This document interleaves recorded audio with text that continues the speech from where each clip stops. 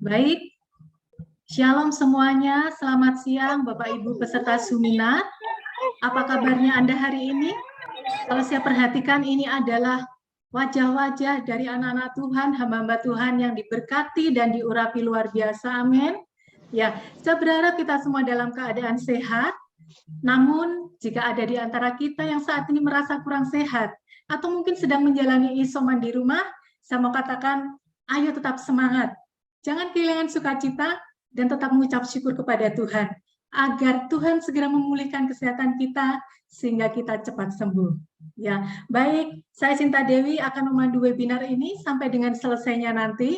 Dan siang hari ini kembali untuk kesekian kalinya, Persekutuan Dokter Gereja Bethel Indonesia Bali NTB kembali mengadakan seminar dengan topik super imunitas COVID-19. Perlukah vaksinasi booster yang nanti akan dibahas oleh narasumber yang sudah hadir bersama-sama dengan kita. Namun sebelumnya, saya mengingatkan untuk semua peserta seminar dapat mematikan mikrofonnya agar acara ini dapat berlangsung dengan baik tanpa ada gangguan suara dari luar. Pastikan semua sudah mematikan mikrofonnya. Terima kasih. Dan Bapak Ibu, webinar ini akan dibuka oleh sambutan dari Ketua Persekutuan Dokter Gereja Bethel Indonesia Bali NTB. Untuk itu, kepada Bapak Pendeta Madya Dr. Gary Adianto, saya persilahkan. Shalom, Bapak Ibu, para hamba Tuhan, Ketua BPD Bali NTB Pak Rudi, dan Pak Arifin, Ketua Sinode dari Rock Ministry, dan para penatua, ada Pak Franky, kemudian Bu Kristi, dan beberapa hamba Tuhan. Terima kasih sudah berkenan bergabung, dan juga saya ucapkan terima kasih buat Dr. Marta Setiabudi, spesialis mikrobiologi kedokteran, dan Dr. Erwin Winaya, spesialis paru konsultan, sebagai bagian daripada teman-teman di Persekutuan Doa Gereja Bethel Indonesia, dan juga beberapa rekan-rekan yang lain yang sudah bergabung. Ada Dr. Junusmin sebagai Ketua PDGBI Pusat. Pada kesempatan siang hari ini, ada kita semua mendapatkan kasih karunia Tuhan. Kita mau belajar dan kita mau bagikan kepada masyarakat tentang apa itu yang namanya super imunitas COVID-19 dan bagaimana dengan perkembangan penyakit coronavirus hari-hari ini yang begitu banyak, bahkan terjadi mutasi-mutasi yang berbahaya yang membuat banyak orang. Data Kemenkes sampai dengan kemarin ada 356 orang yang meninggal dan 69% adalah mereka yang belum mendapatkan vaksinasi yang lengkap. Karena itu, lewat kesempatan siang hari ini, biarlah kita semua dibekali dengan ilmu pengetahuan dan tentunya dengan iman dan imunitas yang kita percaya Tuhan sudah berikan kepada kita melalui darah anak domba Allah, maka kita semua terlewatkan, terluputkan. Bahkan kalau yang menghadapi kesakitan sekalipun, Allah kita adalah Allah yang dahsyat, Dia adalah Alfa dan Omega yang lebih besar daripada Omikron yang ada. Kiranya pembelajaran webinar kali ini, siang ini, memperlengkapi semua kita semua, dan Bapak Ibu Saudara bisa membagikan nantinya lewat PPT yang akan dibagikan dan lewat juga rekaman melalui YouTube yang akan dibagikan. Tuhan Yesus memberkati, selamat berwebinar. Selamat siang. Terima kasih Dr. Gary. Dan yang kedua, telah hadir bersama dengan kita juga Ketua Persekutuan Dokter Gereja Bethel Indonesia Pusat yang juga akan memberikan sambutan. Untuk itu saya persilahkan kepada Bapak Pendeta Pratama Dr. Yunusmin. Silakan dokter. Ya, shalom. Salam sehat semuanya.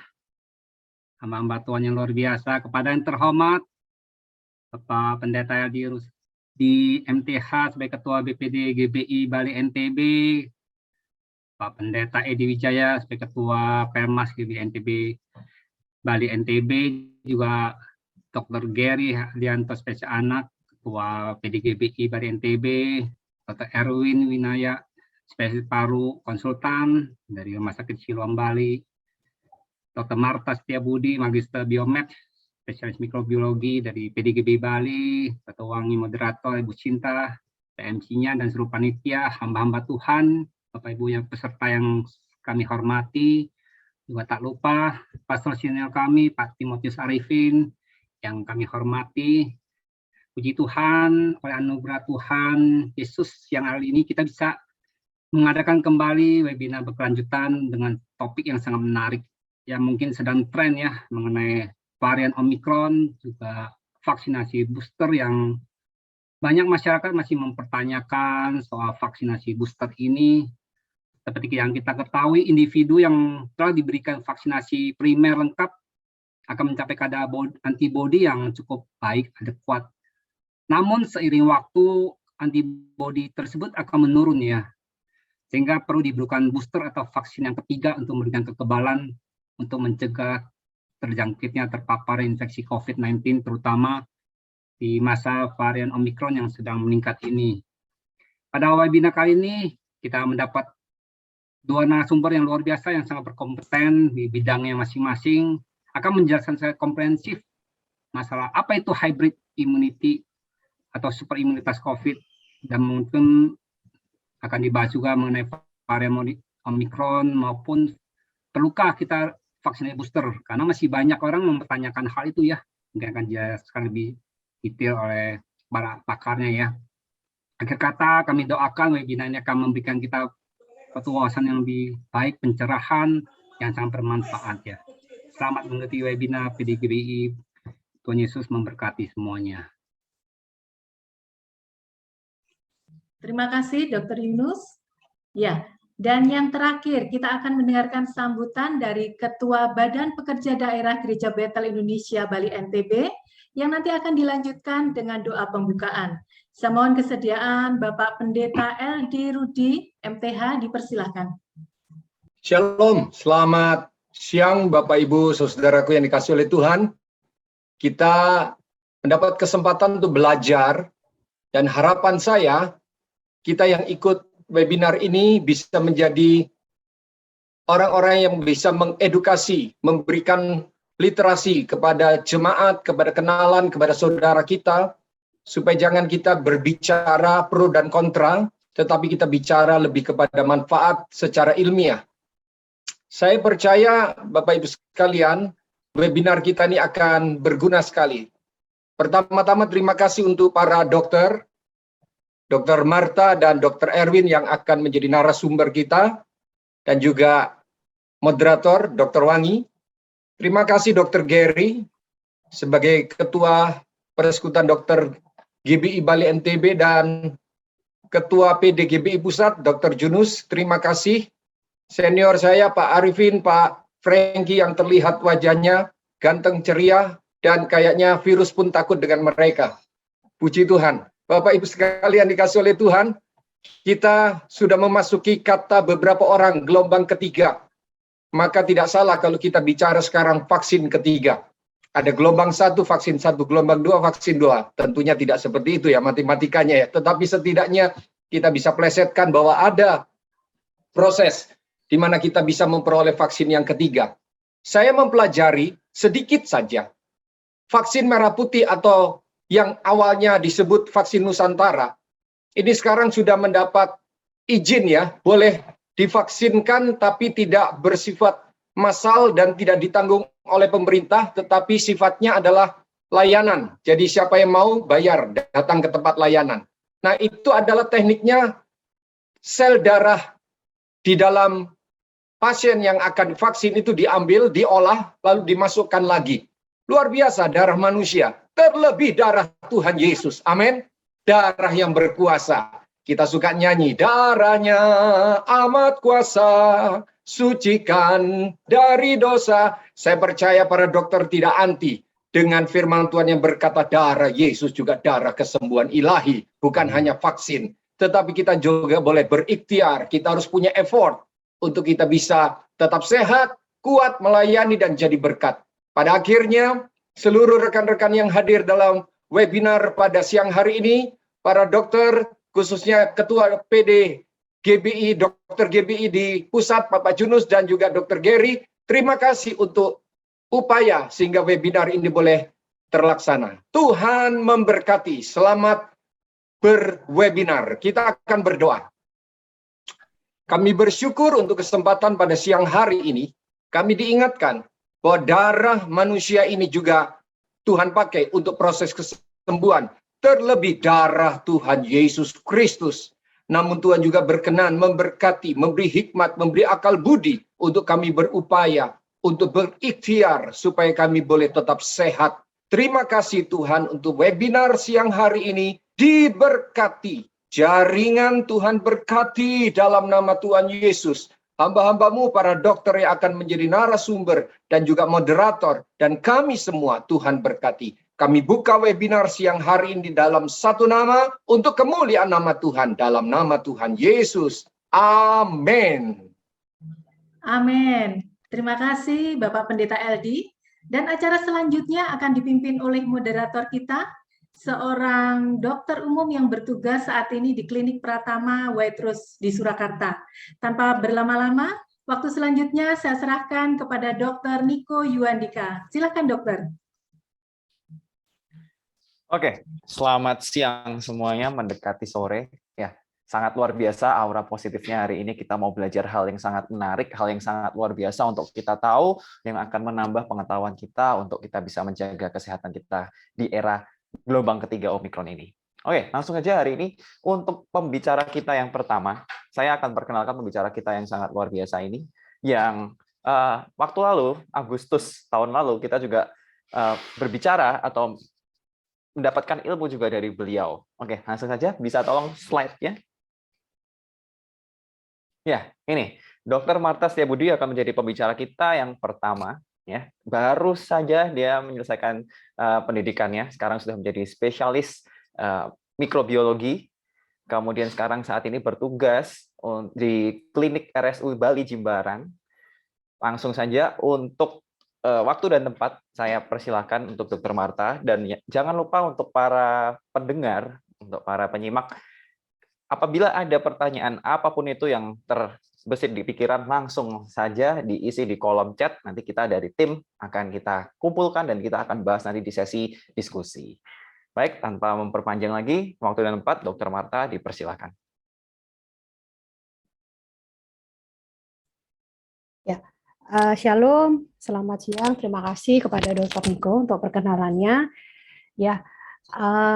Siang ini, ya selamat siang dulu kepada semua peserta yang sudah hadir. Terima kasih sudah menyempatkan waktunya untuk kita bisa diskusi hari ini, ke senior-senior kolega saya juga, kepada para bapak pendeta tempat ini, juga kepada MC dan moderator.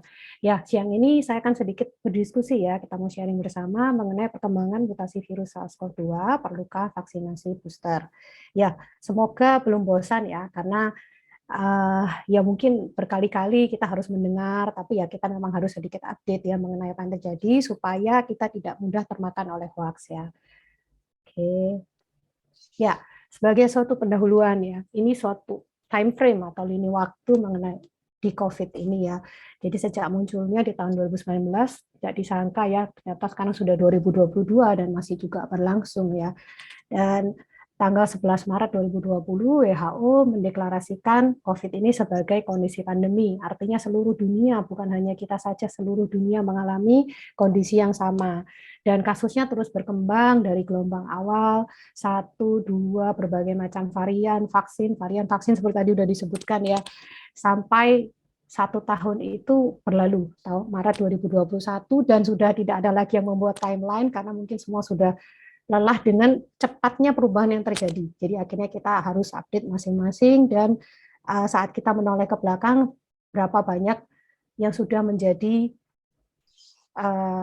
sudah pernah positif, ada yang kehilangan keluarga, ada yang diri sendiri harus mengalami sakit, ada yang bersusah payah dapat vaksin, dan segala hal pelajaran yang kita dapatkan dari setahun, 2 tahun belakangan ini ya.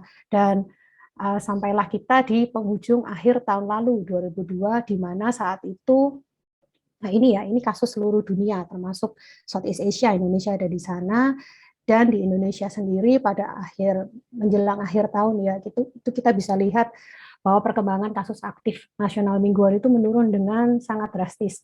Jadi kita cukup terlena ya di akhir tahun, Oktober, November, dengan sangat yakin kita bisa keluar-keluar, bisa Natalan, bahkan mungkin ada beberapa yang sudah kendor, prokesnya sudah lepas masker, dan sebagainya.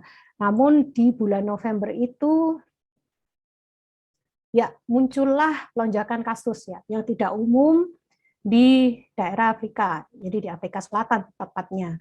Jadi lonjakan kasus yang tiba-tiba ini membuat para ahli mencari tahu apakah yang terjadi, karena pasti ada suatu perubahan yang membuat kasus tiba-tiba naik dengan sangat signifikan gitu ya. Dan akhirnya ditemukanlah suatu varian baru yang dikode B11529 atau yang sekarang pada umumnya kita dengar dengan varian Omicron. Terakhir kita ketemu di bulan Agustus itu kita masih sampai di Delta ya. Saya dengan Dr.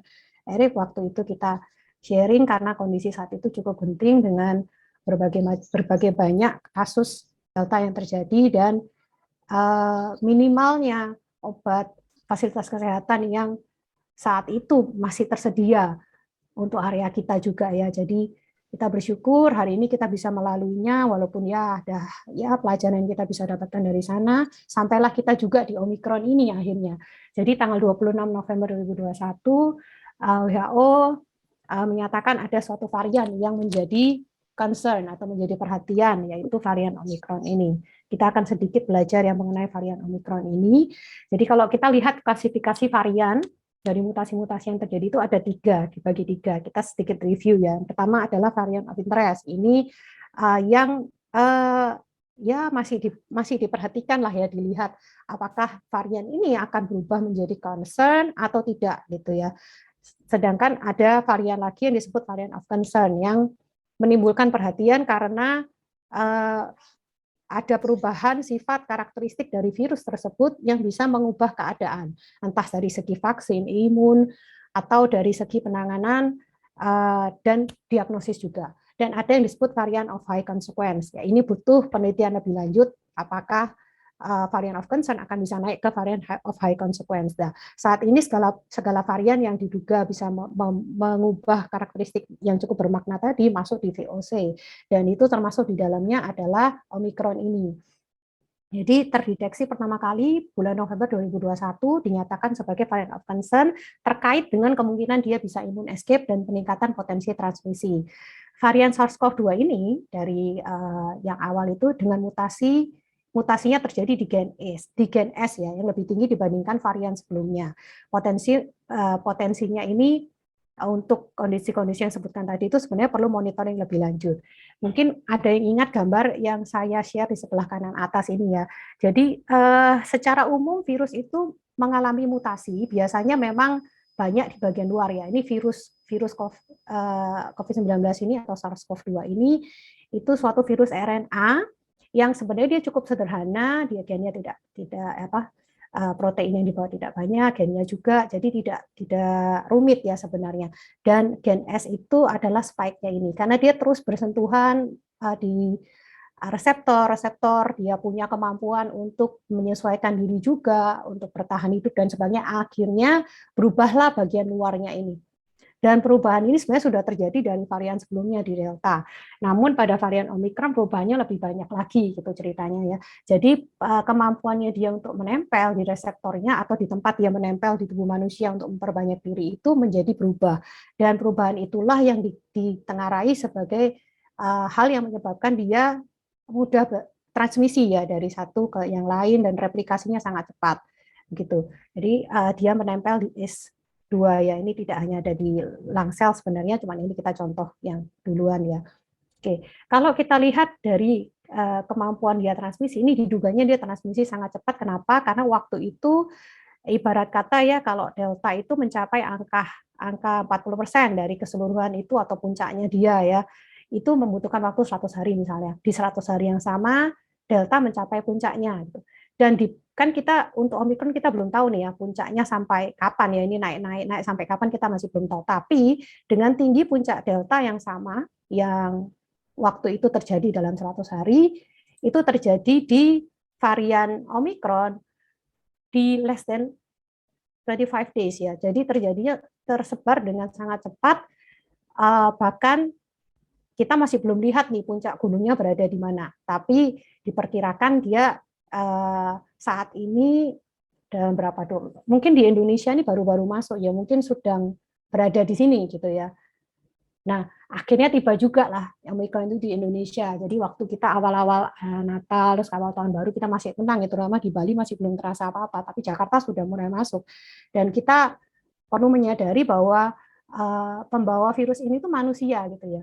Selama manusianya bergerak terus, ya di sanalah dia ikut berpindah begitu. Dan kita tidak bisa lagi menghalangi pergerakan manusia karena kan menyangkut banyak hal ya, tidak hanya berhubungan dengan penyakit ini gitu.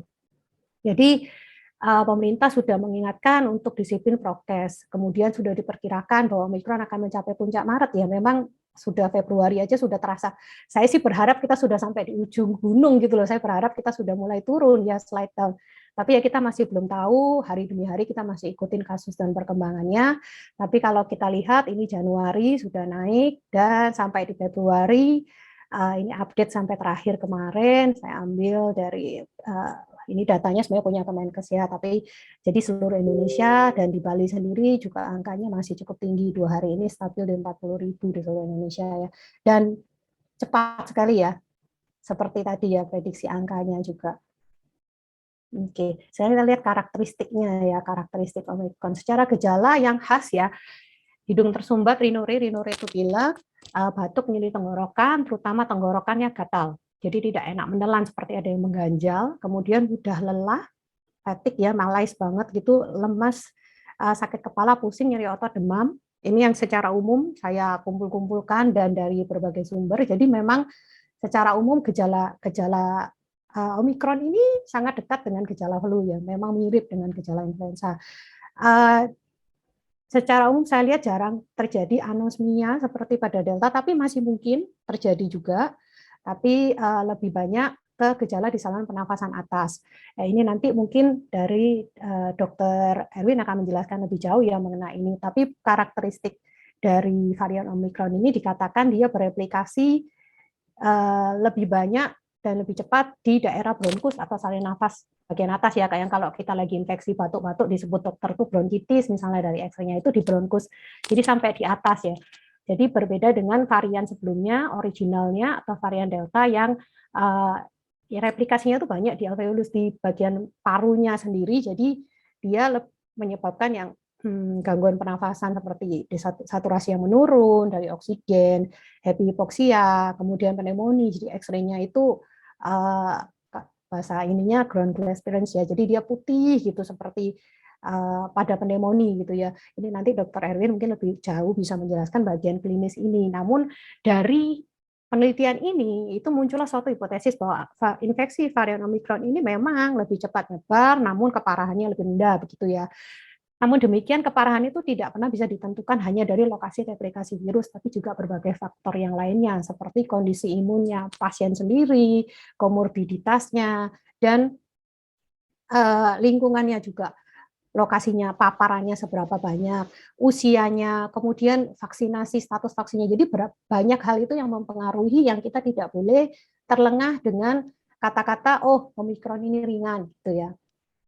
Nah, kalau dari tingkat severity atau keparahannya, infeksi ini memang lebih banyak didapatkan pada populasi muda. Ini dari survei yang ada ya, bukan pasti itu tidak ya. Jadi ini survei yang sudah terjadi dikatakan lebih banyak pada populasi muda. Kalau saya perhatikan juga pada anak-anak, mungkin Dr. Gary mungkin juga dapat cukup banyak kasus yang kali ini banyak di anak-anak walaupun sekolah sudah di-off-kan gitu ya. Terus, kemungkinan informasi awal di aplikasi kesehatan menunjukkan peningkatan perawatan rumah sakit. Namun ini masih bisa bias ya dengan adanya jumlah pasien yang meningkat secara umum. Jadi peningkatan rawat inap pasti meningkat juga gitu ya. Omikron diduga menyebabkan kondisi penyakit secara umum lebih ringan dari Delta, namun tidak mutlak seperti tadi saya katakan ya. Transmisinya belum dapat dipastikan dia lebih menular atau tidak. Ini penelitian sebelumnya itu masih ya ragu-ragu gitu ya. Tapi sumber lain mengatakan virus COVID-19 ini dari jurnal yang berbeda ya. Varian Omicron ini 5 kali lebih cepat menular daripada varian Delta. Sedangkan varian Delta sendiri menular 7 kali lebih cepat dari virus yang pertama kali muncul di Wuhan atau wild type atau originalnya atau alpha ya gitu ya. Jadi itu aja Delta udah cepetan 7 kali, ini lebih cepat lagi 5 kali dari Delta. Dan ini dikatakan bahwa penempelannya dia ke bagian reseptor ACE2 yang tadi saya tunjukkan di gambar ya, ACE2 itu dia katakan lebih tinggi karena itu replikasinya dia juga cepat, dan kalau replikasinya banyak orang bernafas saja sudah keluar gitu ya, karena dia sudah airborne, bukan sekedar kontak atau droplet lagi gitu. Nah, secara efektivitas vaksin dan escape immunity, jadi beberapa mutasi di protein spike di bagian luar tadi menunjukkan efek yang signifikan pada penurunan kemampuan antibodi dalam menetralisir antigen. WHO masih melakukan penelitian terkait efek Omikron terhadap efektivitas vaksin. Tapi sekalipun efektivitas, karena ada ya jurnal lain yang bilang turun gitu ya, tapi sekalipun efektivitas vaksin ini menurun, tapi secara umum tetap lebih baik daripada tanpa perlindungan gitu. Jadi berdasarkan data terhadap varian lain, vaksin yang ada saat ini masih efektif dalam mencegah penyakit yang berat dan kematian. Jadi ya bisa jadi segala gejala ringan gitu ya nggak terjadi di sekeliling kita ini, gejala ringan ya karena coba tanya pasti sudah vaksin gitu. Jadi bisa jadi karena itulah yang membuat kondisi ini menjadi tidak berat. Jadi memang kita melawan pandemi ini tuh bahu membahu ya, tidak bisa seorang diri saja, tidak bisa kita divaksin sendiri aja melindungi kita, tidak bisa. Jadi kita saling menjaga satu dengan yang lain. Kalau dari segi reinfeksi, jadi memang imunitas alami dari penyintas itu diperkirakan ada penurunan. Jadi ada penurunan perlindungan dari infeksi sebelumnya. Jadi kalau sudah pernah kena Delta, masih bisa kena yang ini, begitu ceritanya. Laporan awal WHO menunjukkan peningkatan resiko reinfeksi. Jadi sudah, kalau reinfeksinya sudah dinyatakan ya. Pemeriksaan lab, PCR masih dapat mendeteksi COVID varian Omikron seperti halnya varian sebelumnya. Tapi jadi ini yang sering disalah kaprahkan orang ya gitu ya. Jadi mereka bilang, oh PCR nggak bisa deteksi Omikron. Bukan, gini. PCR dapat mendeteksi COVID. Semua masih, segala macam varian itu masih bisa. Tapi dia tidak bisa mengeluarkan hasil kamu positif COVID varian ini, itu tidak bisa gitu. Jadi pemeriksaannya harus lanjut ke yang paling tinggi adalah whole genome sequencing. Jadi dibuka gitu ya gen virusnya ini dibaca, baru kita bisa tahu gitu. Atau ada pemeriksaan lain yang lebih simpel namanya SGFT. Tapi terlepas dari pemeriksaan yang untuk tahu varian apa ini tidak akan mengubah treatment gitu loh sebenarnya ya, karena prinsip penanganannya untuk saat ini masih sama.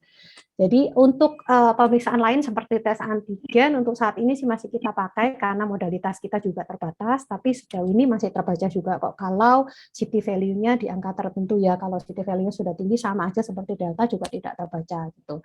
Jadi kalau memang bergejala, kemudian antigennya negatif, mungkin harus diulang lagi antigen dalam 2 hari atau langsung ke PCR saja, yang mana yang modalitasnya tersedia. Gitu ya. Terapi pengobatannya masih efektif dengan pengobatan terapi yang lama. Obat-obat lain masih dikaji efektivitasnya. Ada beberapa obat yang dulu dipakai untuk varian sebelumnya saat ini sudah di take down, yang maksudnya sudah tidak diperlukan lagi, tidak diwajibkan lagi. Mungkin dulu oseltamivir banyak dipakai, tapi mungkin sekarang lebih oseltamivir kan sebenarnya lebih untuk flu ya daripada untuk SARS gitu ya, golongannya berbeda, tapi ada yang masih pakai ya, mungkin tergantung kondisi. Kalau dokter merasa dia infeksinya tercampur dengan flu, boleh diberikan oseltamivir. Asitromisin seperti asitromisin antibiotik ya, jadi itu sebenarnya bukan obat COVID, jadi dia dulu diberikan untuk membantu mengurangi peradangan dan mencegah infeksi sekunder dari bakteri saat pasien sedang terpapar COVID gitu. Jadi kalau gejala ringan tidak perlu semua obat, semua regimen diminum, tapi disesuaikan dengan keadaan. Karena itulah perlu berkonsultasi kepada dokter gitu ya. Prinsip terapinya masih sama hingga saat ini. Terus jadi secara kesimpulan kok Omikron menjadi VOC atau variant of concern karena 5 hal ini: penularan cepat, resiko reinfeksi, peningkatan kasus di area-area dengan cakupan vaksinasi rendah, potensi penurunan dari efikasi vaksin, dan tingkat mutasi yang tinggi. Nah, tingkat mutasi yang tinggi ini yang nantinya juga menjadi anaknya lagi gitu. Jadi sekarang mungkin udah ada yang dengar ya BA2 ini Omicron, BA2 ini the son of Omicron katanya. Jadi kalau yang kemarin kita banyak Omicron itu BA1 gitu ya. Ini BA2 tapi dari WHO bilang, jubirnya bilang kalau sepertinya sudah bercampur dengan yang sekarang ada ini, dan katanya BA2 ini yang lebih cepat lagi menyebarnya dari Omicron yang varian Omicron yang BA1 gitu. Ya sama saja sebenarnya, penanganannya sama, intinya sama, prokesnya juga masih sama. Terus IHU ini titipan dokter Gary ya kemarin ya, varian IHU B1640.2 itu ditemukan oleh para peneliti di Institut Infeksi Mediterani IHU di Marseille. Ya, deteksi ya varian ini ditemukan di Perancis tahun November 2021 juga sama. Tapi menurut pantauan WHO, varian ini tidak terbukti menjadi ancaman dan tidak menyebar luas karena kasusnya terbatas di Perancis. Jadi ini tidak masuk VOC ya, mungkin masuk VOI. Oke, tindakan antisipasi dan pengendalian. Intervensi non farmasi jelas, prokes sudah hafal nih semua, anak kecil SD, TK juga udah tahu, mencuci tangan, menjaga jarak, memakai masker, tidak berpergian ke area-area yang diketahui terkonfirmasi, jika tidak memiliki alasan kuat tidak keluar-keluar, maksudnya kita menjaga diri dengan prokes itu tadi ya, termasuk untuk para wisatawan. Nah, ini sekarang kita masuk ke vaksinasi sedikit. Sampai saat ini, vaksin tetap memberi efek proteksi terhadap potensi rawat inap dan kematian. Jadi, perlukah kita melakukan booster? Gitu. Sedikit saja bahasan nanti akan dibahas oleh Dr. Erwin mengenai super immunity dan hybrid immunity, karena kita akan mau bahas mengenai vaksin boosternya ya. Jadi, super immunity itu kondisi kekebalan yang terjadi terhadap semua varian SARS-CoV-2, termasuk yang akan datang. Gitu ya. Ini belajar termnya dulu ya.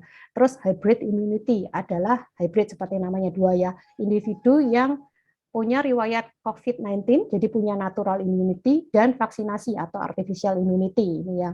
Jadi alami dan buatan. Jadi punya dua-dua itu namanya hybrid immunity gitu ya. Jadi individu yang pernah terpapar COVID, pernah sakit COVID sebelum vaksin lebih poten dibandingkan yang belum pernah gitu katanya. Dan meskipun respon imun tidak seoptimal penyintas, tapi individu yang belum pernah terjangkit diperkirakan dapat mencapai super immunity namun memerlukan waktu lebih lama. Jadi tidak perlu membuat diri kita terpapar dan menjadi positif untuk bisa mencapai super immunity gitu ya. Caranya adalah dengan membantu individu mencapai super immunity dengan meniru konsep hybrid immunity tadi. Jadi konsep hybrid immunity itu kan pernah terpapar dan vaksin gitu ya.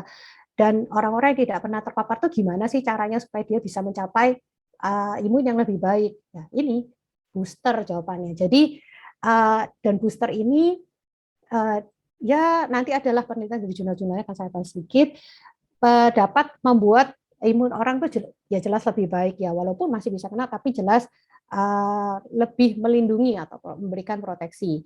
Dan cara kedua adalah meningkatkan interval antar dosis. Jadi dari kedua hal ini pemerintah sudah mengatur jarak waktu dan sebagainya. Jadi ditetapkanlah 6 bulan setelah vaksin kedua, lakukanlah vaksin booster. Jadi interval yang singkat memang memberikan proteksi lebih dini, gitu ya.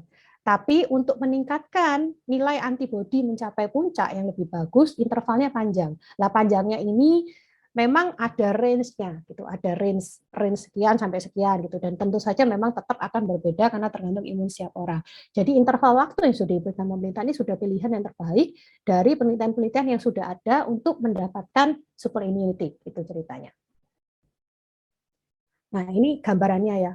Jadi riwayat COVID, vaksin dapat super immunity, misalnya seperti itu ya gambarannya. Kalau tanpa riwayat, vaksin plus booster, itu caranya. Simpelnya.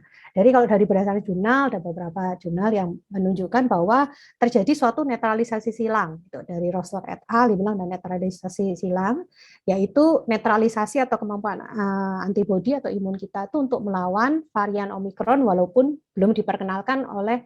Jadi vaksin yang ada saat ini itu kan vaksin yang dibuat dari varian sebelumnya gitu ya. Jadi ternyata individu yang dapat vaksinasi yang homolog itu satu jenis ya, Pfizer aja, atau heterolog Pfizer sama AstraZeneca itu punya netralisasi silang. Netralisasi silang ini tidak ditemukan pada individu yang menerima vaksin homolog hanya AstraZeneca atau non-mRNA, homolog Moderna aja, atau riwayat COVID-19 varian lain tanpa vaksinasi. Jadi kalau sudah pernah kena pun, divaksinasi lagi, di booster tetap. Tapi ya sesuai dengan timing yang sudah disediakan, dianjurkan oleh pemerintah. Dan pemilihan yang sudah ditetapkan oleh pemerintah harus ini jenisnya ini, itu sudah dari penelitian-penelitian ini, gitu ya ceritanya. Nah, sampel serum individu yang sudah pernah terinfeksi dan juga menerima vaksin, 90% dapat menetralisir varian Omicron meskipun tetap lebih rendah daripada varian Delta, karena mungkin kenanya dulu di Delta, jelas beda ya gitu pengenalan imunnya. Terus dari penelitian yang lain, Garcia Beltran et al. Bilang, pajanan tambahan dari infeksi alami maupun dosis booster meningkatkan aktivitas netralisir terhadap varian Omicron. Dosis booster vaksin mRNA yang baru memiliki, yang baru dikasih ya, vaksin mRNA ini, kita refresh sedikit ya, itu contohnya seperti Pfizer atau Moderna ya. Yang baru diberikan memiliki aktivitas netralisir silang terhadap Omicron yang lebih tinggi dibandingkan infeksi lama dan vaksin yang sudah lama. Jadi expired, ya, maksudnya vaksin yang sudah lewat 6 bulan, infeksinya sudah lama gitu, ya memang harus di-refresh lagi, ditambahkan lagi gitu. Daripada memaparkan diri kan mendingan divaksin gitu ya. Oke, jadi ini contoh gambarannya kalau vaksin non-mRNA ini golongan vaksin selain Pfizer sama Moderna, seperti AstraZeneca, Sinovac, Sinopharm ini memang untuk boosternya dia belum keluarkan rilis ya, tapi Sinopharm sudah ya, ini kerjanya Biomedic sama Sinovacnya meningkatkan sampai dengan 3,3 kali dan 9,6 kali. Oke. Ini kalau yang mRNA dan non-mRNA. Homolog ini artinya vaksinnya sama jenisnya, heterolog itu lain gitu ya. Jadi homolog itu vaksin 1-2 jenisnya sama dengan Sinovac, ini maksudnya. Ini penelitiannya Sinovacnya ya. Terus kemudian vaksin 1-2 jenisnya sama, pakai sama Pfizer, ini tingkatnya sekian. Kemudian ini AstraZeneca ya, 1-2 sama dengan AstraZeneca, ketiga AstraZeneca lagi. Terus kemudian heterolog itu maksudnya 1-2-nya AstraZeneca, Pfizer atau Johnson & Johnson di booster dengan Moderna yang kayak segini. Atau Sinovac, Sinopharm, booster Sinovac ini ya kayak Sinovac juga sih. Jadi ini dari para penelitian-penelitian yang ada sekarang, mungkin kita bisa yang saat ini disediakan rata-rata heterolog ya, kita dikasih yang berbeda, 1-2 apa, 3-nya apa gitu ya. Oke, kesimpulan, protokol kesehatan tetap menjadi hal utama dalam pencegahan infeksi SARS-CoV-2. Tetap tenang, tidak panik, namun selalu waspada. Segera melakukan vaksin dan booster, vaksin primernya 1-2 dan booster kalau yang belum. Super immunity atau hybrid immunity tidak bisa berdiri sendiri, harus tetap dilengkapi dengan protokol kesehatan. Thank you, stay safe, God bless you. Ya, baik, pemaparan yang sangat luar biasa, yang sangat-sangat mencerahkan ya.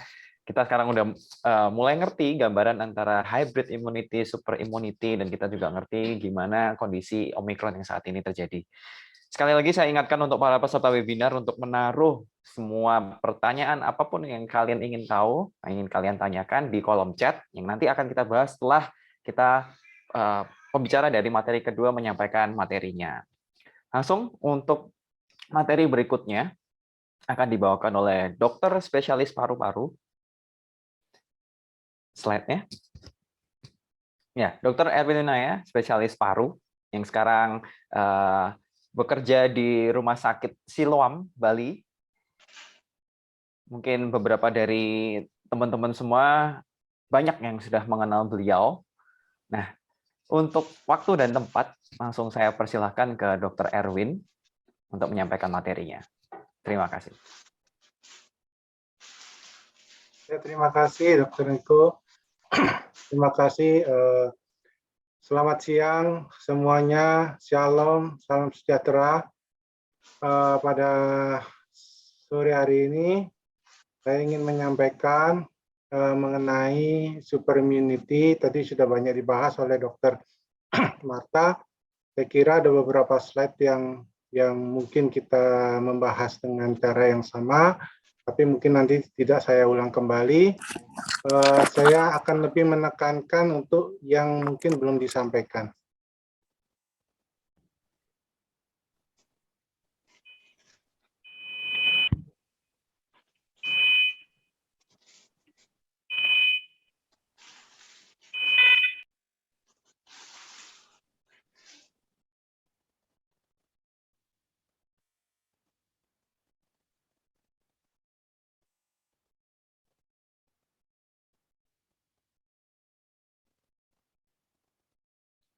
Oke, saya mulai ya. Jadi topik kali ini adalah super immunity of COVID-19. Jadi tadi sudah dikatakan oleh sudah dijelaskan oleh Dr. Marta bahwa super immunity ini adalah keadaan di mana seorang pasien atau seseorang itu memiliki antibodi yang sangat tinggi, mampu menetralisir semua jenis virus COVID. Jadi termasuk varian yang kemungkinan nanti akan datang. Nah, kenapa demikian? Sebenarnya berawal dari penelitian mengenai virus Omicron, di mana virus Omicron ini memiliki mutasi yang sangat banyak, di mana hampir semua mutasi itu ada di virus Omicron, sehingga pasien-pasien yang sudah sembuh dari infeksi Omicron itu memiliki antibodi yang sangat tinggi. Nah, itu kadang-kadang ada beberapa yang sudah masuk di dalam media sosial mungkin menyimpulkan dengan cara yang cukup sederhana sehingga mungkin bisa menjadi misleading untuk kita semua, sehingga lebih baik kita memahami dasar-dasar kenapa adanya super immunity ini. Jadi ini yang menjadi dasar kenapa terjadi bahwa infeksi Omicron ini menyebabkan kita memiliki hampir semua memiliki antibodi yang dapat menetralisir hampir semua dari varian-varian sebelumnya. Bahkan dikatakan kemungkinan juga varian yang akan datang juga dapat dinetralisir oleh antibodi yang timbul akibat infeksi virus Omicron. Nah, pada infeksi virus Omicron ini, itu virus ini memiliki mutasi. Mutasinya banyak sekali pada S-gen target. Jadi dari spike proteinnya itu banyak memiliki mutasi, sehingga virus ini lebih mudah sekali untuk menempel pada dinding sel dan masuk ke dalam sel. Nah, sehingga pada pemeriksaan nanti dilakukan pemeriksaan PCR. PCR itu secara standar akan memeriksa 3 buah gen yang diperintahkan oleh Kementerian Kesehatan. Jadi ada gen yang superficial dari spike, ada gen envelope dan gen nukleokapsid. Nah, tiga-tiganya harus dilakukan pemeriksaan. Nah, pada pemeriksaan PCR kemungkinan akan pada varian Omicron ini akan gagal dari pemeriksaan S-gen targetnya. Itu mengalami. Nah, tapi justru apabila terjadi positive value yang sangat tinggi pada S-gen targetnya, maka kita bisa mencurigai kemungkinan ini masih kemungkinan yang perlu tadi dilakukan pemeriksaan lebih lanjut seperti dikatakan Dr. Marta dengan whole genome sequencing, tapi kita bisa memperkirakan kemungkinan ini suatu Omicron. Nah, jadi virus ini juga mampu menghindari dari antibodi yang sudah ada dari pasien yang sudah survive sebelumnya, atau kita biasa sebut dengan seropositif, pasien-pasien yang sudah pernah menderita baik alfa, beta, gamma maupun delta, itu virus Omicron dapat menghindari dari antibodi yang dibentuk. Nah, sebenarnya ada beberapa lagi varian of concern yang tadi VOC ya, yang tadi sudah dijelaskan, ada varian of concern yang juga dapat menyebabkan mutasi lebih banyak lagi. Jadi virus itu bermutasi menjadi sesuatu yang baru. Tadi sudah juga disebutkan bahwa Omicron ini sudah ada B2 atau son of Omicron, itu merupakan salah satu mutasi yang mungkin sekarang sudah banyak ditemukan, cuman tidak diteliti dengan lebih lanjut karena kemungkinan sudah banyak. Nah, mutasi-mutasi yang lain sebenarnya banyak sekali, cuman keterbatasan kita juga namanya manusia itu sangat terbatas, sehingga banyak hal-hal yang terjadi mutasi, banyak virus-virus yang virus corona lain yang mungkin sudah terjadi mutasi, tapi kita belum dapat deteksi dengan baik.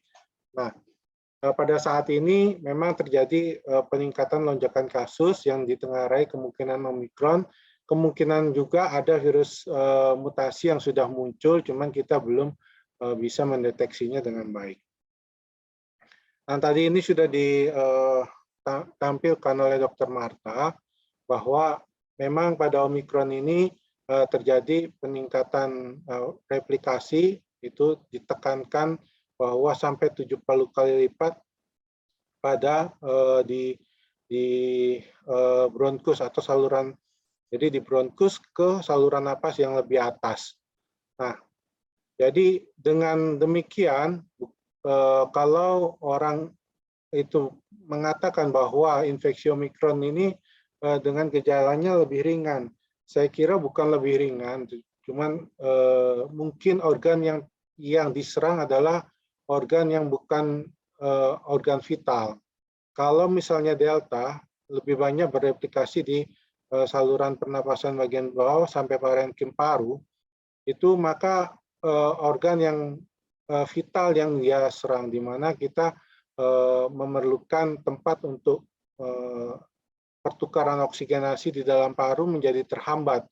Nah, jadi saya kira terjadinya infeksi ini tergantung dari organ, apakah organ yang diserang itu adalah organ vital atau tidak. Nah, ditengarai bahwa Omikron ini sekarang lebih banyak menyerang pada saluran pernapasan bagian atas, sehingga dikatakan mungkin lebih ringan. Tetapi hati-hati, karena pada pasien-pasien, terutama pasien-pasien paru, yang memiliki riwayat asma, PPOK, atau penyakit kronis paru lainnya, itu mudah sekali terjadi eksaserbasi atau flare up, atau gejalanya memberat kembali oleh karena terinduksi atau tertrigger oleh infeksi virus Omikron ini. Sehingga hati-hati untuk orang yang memiliki komorbid, itu untuk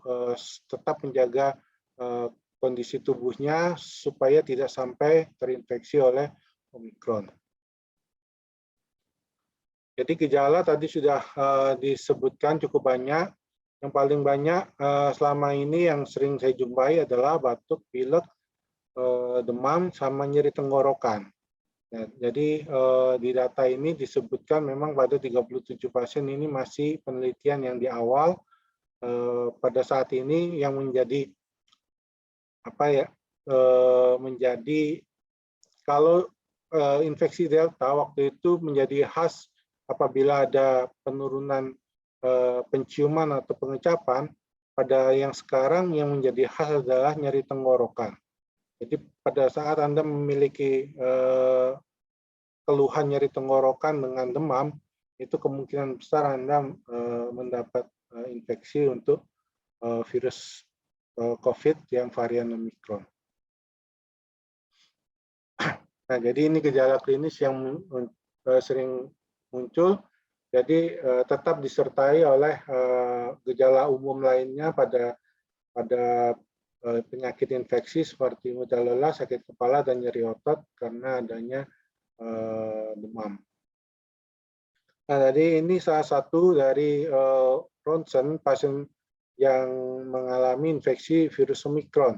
Jadi pada ronsen ini didapatkan gambaran ronsen yang normal, sehingga bisa dikatakan bahwa virus Omikron ini tidak banyak berkembang pada saluran napas bagian bawah maupun pada parenkim paru.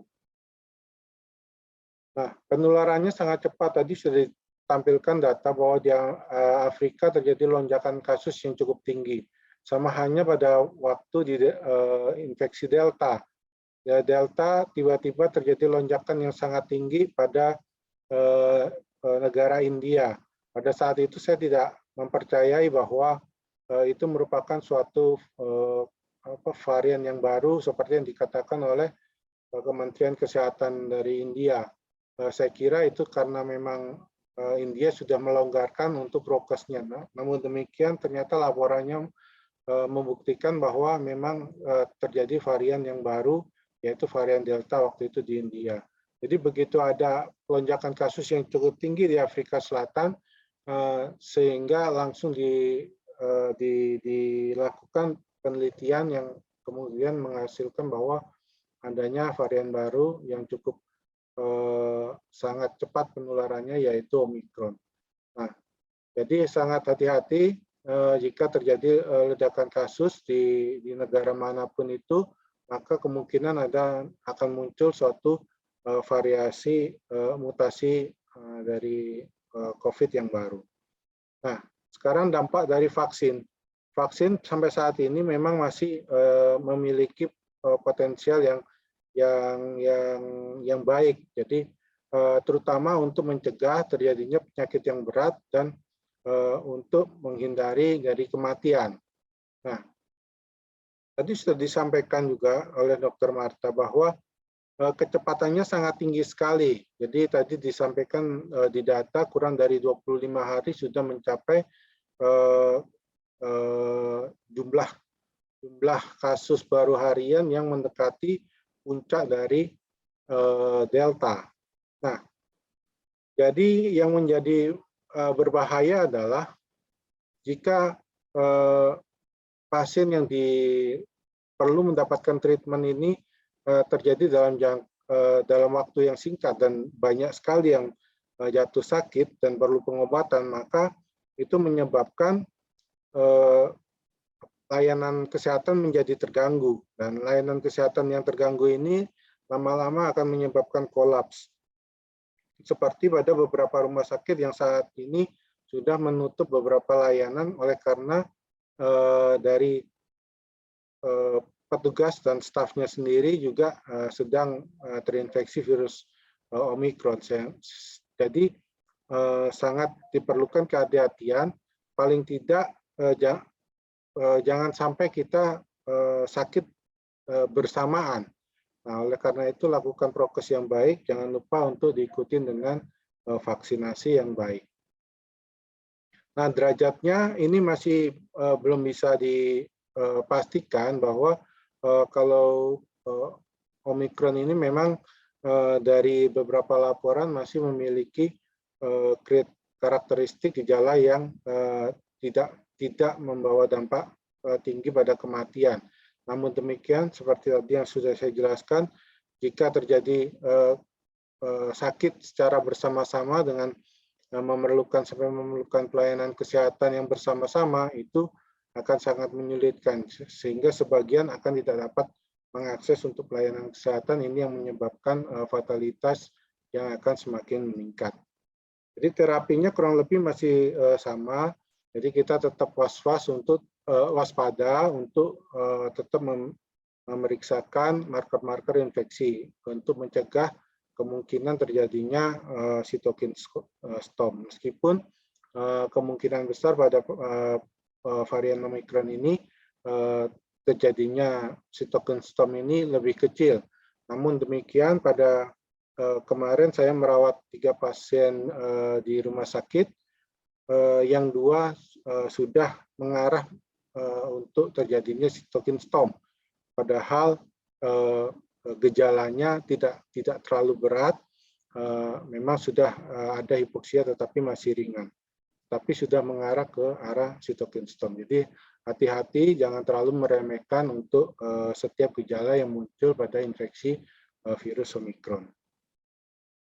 Jadi ini beberapa yang sudah dilakukan penelitian, jadi baik penularannya, semua penelitian confidence levelnya low, jadi secara penelitian baru sedikit kita memiliki confidence level, artinya bahwa itu sangat benar, itu confidence-nya adalah masih low, karena ini suatu yang baru, belum ada penelitian besar yang sudah dipublikasikan. Nah, jadi ikatan tadi sudah sebutkan bahwa adanya terjadi mutasi. Jadi ada mutasi sehingga ikatan dari spike protein terhadap ACE2-nya, reseptor digunakan oleh virus untuk masuk dalam sel itu jauh lebih tinggi. Nah, keparahan penyakit masih belum ada data resmi yang keluar, tapi beberapa report menyatakan bahwa infeksinya itu gejalanya masih lebih ringan dibandingkan dengan Delta.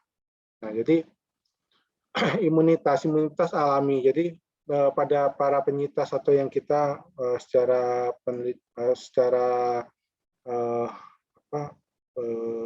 pendidikan kita sebut sebagai seropositif, subjektif ada penurunan karena mutasi di semua 4 RBD, neutralizing antibody binding site. Jadi RBD itu reseptor binding site yang ada pada spike proteinnya itu mengalami, untuk yang berperan dalam hal neutralizing antibody ini mengalami mutasi, sehingga hal ini menyebabkan neutralizing antibody yang dimiliki oleh pasien dengan seropositif ini bisa saja memiliki penurunan kemampuan.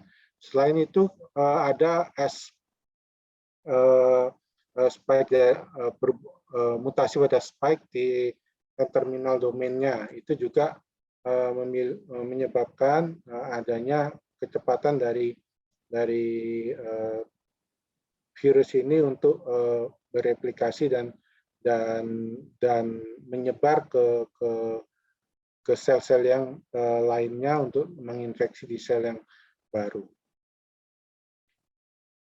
Kemudian terapinya, saya kira terapi masih sama, kita masih memerlukan antivirus yang ada di Indonesia. Memang ada beberapa, yang terbaru adalah yang molnupiravir, tapi di Bali saya belum bisa mendapatkan. Jadi di Bali kita masih menggunakan favipiravir. Kemudian ada terapi yang monoklonal antibody. Monoklonal antibody ini seperti terapi plasma konvalesen, sehingga yang dimurnikan adalah antibody untuk neutralizing antibody pada virus COVID. Namun karena adanya terjadi mutasi, kemungkinan juga terapi ini memiliki efektivitas yang menurun dibandingkan sebelumnya. Jadi imunitas Omikron didasari pada penelitian kemampuan antibodi pada infeksi Omikron untuk menetralisir virus varian Delta itu lebih tinggi daripada, tapi untuk varian lainnya masih belum ada. Plasma berisi antibodi individu terinfeksi Omikron, kemampuan netralisingnya diperiksa, netralisir Omikron terhadap antibodi Omikron oleh antibodi lebih tinggi dari pasien yang sudah divaksinasi. Jadi pasien-pasien yang sudah divaksinasi dan dia juga terkena virus Omikron memiliki antibodi yang sangat tinggi. Netralisingnya untuk Omikron itu terhadap virus Delta 6,1 kali lipat lebih tinggi. Nah, kemampuan netralisir tersebut lebih tinggi pada pasien yang sudah divaksinasi. Penyebaran Omikron antar sel diperkirakan berkurang dibandingkan varian yang sebelumnya. Jadi latar belakang superimmunity. Jadi superimmunity ini yang tadi sudah saya jelaskan sebelumnya. Jadi ada perubahan yang cukup signifikan dalam jumlah yang banyak dari S domain. Kemungkinan yang juga merupakan mutasi dari varian-varian yang sebelumnya. Sehingga jika memiliki neutralizing antibody terhadap varian Omikron ini, kemungkinan akan dapat menetralisir dari varian-varian yang sebelumnya atau yang akan datang, atau yang disebut dengan superimmunity, atau tadi juga disebutkan hybrid immunity. Jadi studi menunjukkan imunitas berhubungan dengan produksi neutralizing antibody terhadap virus spike protein. Neutralizing antibody yang poten mengenali subunit S1 di tiap monomer termasuk reseptor binding, jadi RBD dan NTD-nya. Nah, tadi ini sudah superimmunity, hybrid immunity, saya tidak ulang kembali. Jadi kenapa bisa terjadi seperti itu? Tadi juga perlu disebutkan waktu untuk pemberian vaksin. Nah, jadi yang bertanggung jawab terhadap pembentukan dari antibodi adalah sel B. Sel B ini pada saat terjadinya infeksi akan secara aktif membentuk antibodi. Nah, pada saat kita tidak mendapatkan infeksi atau kita tidak dilakukan vaksin, maka sel B ini akan mengalami degradasi dan membentuk sel B memori. Dan sel B memori inilah yang berjaga-jaga setiap saat apabila terjadi infeksi yang akan datang atau dilakukan vaksinasi, maka akan terbentuk antibodi yang baru dan sel B ini akan membentuk sel B memori yang lain akan semakin banyak dan semakin kuat. Jadi kita melatih sel B ini sebanyak mungkin memiliki memori terhadap varian-varian dari virus COVID, sehingga semakin banyak dan poten sel B ini, terutama sel B memori, maka kita makin cepat untuk dapat terhindar dari infeksi yang berat atau kematian. Jadi itulah kenapa disebutkan sebagai super immunity. Jadi bukan tergantung dari hanya semata-mata tergantung dari jumlah antibodi yang ada pada saat itu, tapi jumlah sel memori yang cukup banyak dan cukup poten untuk membentuk antibodi-antibodi yang baru inilah yang perlu kita pertahankan. Untuk itu perlu dilakukan booster. Jadi booster paling tidak setahun, lamanya setahun, atau bisa kita percepat dengan 6 bulan, atau apabila diperlukan atau dalam keadaan urgent kita bisa diberikan pada saat 3 bulan setelah infeksi. Jadi ini beberapa penelitian bahwa yang seropositif itu memiliki kemampuan antibodi yang lebih tinggi daripada yang seronegatif. Jadi yang hybrid biasanya memiliki kemampuan untuk netralisasi yang lebih baik daripada yang hanya vaksinasi. Namun demikian, tidak berarti bahwa kita untuk mendapatkan super immunity kita harus memaparkan diri dengan COVID Omicron seperti yang dikemukakan oleh beberapa tokoh yang sempat memviralkan di media sosial bahwa dengan kita memaparkan diri terhadap Omicron maka kita memiliki super immunity. Bukan begitu, karena itu sesuatu yang tidak etis dan kita tidak pernah tahu kapan kita mendapatkan sesuatu gejala yang berat. Pada saat kita mendapatkan gejala yang berat, itu yang akan sulit untuk kita hindari, untuk bisa kita tolong, sehingga kita sebisa mungkin mendapatkan cara dengan cara yang lain. Jadi super immunity ini juga akhirnya dilakukan penelitian dari beberapa peneliti bahwa bisa didapatkan dengan cara yang lain, yaitu dengan melakukan booster. Jadi dengan melakukan booster kita berharap kita bisa mendapatkan super immunity. Nah, booster yang bagaimana? Maka booster yang kemungkinan bisa dapat lebih baik adalah booster yang maaf ya. Jadi booster yang tadi sudah disebutkan di slide pada Dr. Marta adalah booster yang heterolog. Jadi sebisa mungkin kita mendapatkan heterolog booster. Namun demikian yang vaksin homolog pun dari Pfizer juga dia mengklaim bahwa dia dapat memiliki antibodi yang sama tingginya dengan pasien yang mempunyai hybrid immunity atau super immunity.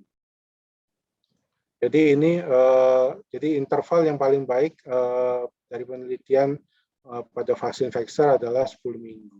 Jadi bisa lebih cepat dengan antibodi yang lebih menurun, dan bisa lebih lambat, tapi yang diharapkan 10 minggu.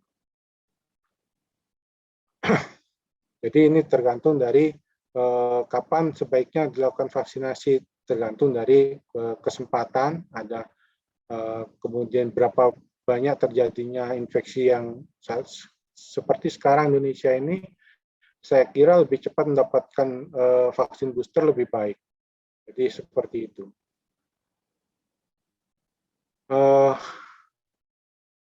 Kemudian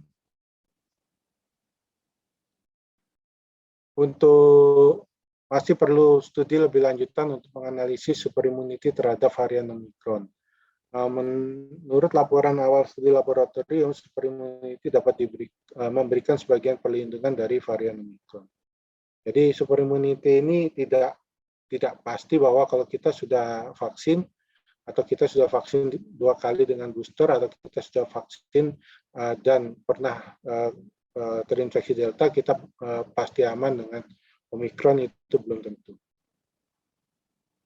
Nah, ini yang tadi sudah disebutkan bahwa kalau bisa kita mendapatkan vaksin yang heterolog, yang homolog, yang memiliki kemampuan yang tinggi untuk sampai dilakukan booster adalah dari Pfizer.